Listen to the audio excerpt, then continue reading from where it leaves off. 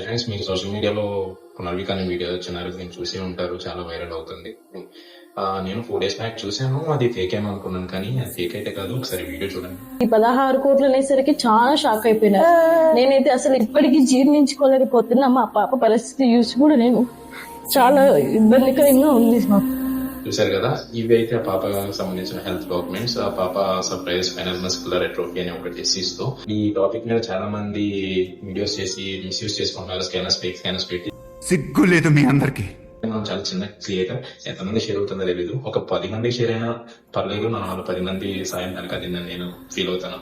నేను video description లో అయితే ఆ పేరెంట్స్ యొక్క డీటెయిల్స్ అయితే మెన్షన్ చేస్తున్నాను.